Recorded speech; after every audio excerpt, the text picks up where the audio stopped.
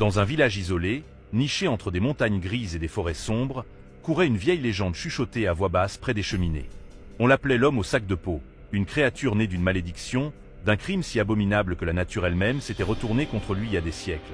Un tanneur du village, obsédé par la perfection de son travail, voulait surpasser tous les artisans de la région. Mais son ambition avait un prix.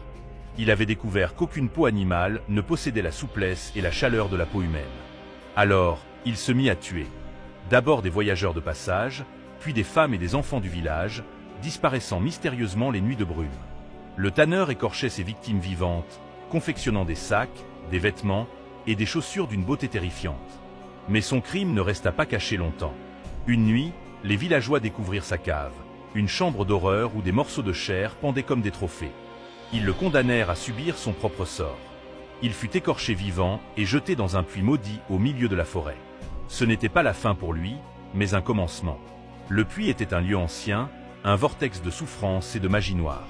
Le tanneur, hurlant dans l'agonie, ne mourut jamais. Sa chair repoussa, mais mal. Sa peau, maintenant rugueuse et racornie, pendait en lambeaux grotesques, comme un sac informe. Ses yeux, brûlants de haine, devinrent rouges comme des braises. Et il était affamé. Pas de nourriture terrestre, non, il avait soif de chair humaine. L'homme au sac de peau revint hanter les villages, se glissant dans les maisons aux heures sombres. On disait qu'il portait avec lui un sac cousu de fragments de ses victimes, un sac qui semblait bouger, respirer. Ce n'était pas un simple sac. Il contenait les âmes torturées de ceux qui l'avaient pris. Et pire encore, il cherchait à voler leur peau pour remplacer la sienne, qui pourrissait lentement sur son corps. Les témoins décrivaient un grattement à la fenêtre, suivi d'un bruit de pas mouillé dans la pièce. L'homme au sac de peau venait sans bruit, sa silhouette grotesque se mouvant dans l'ombre. Il posait son sac près du lit de ses victimes.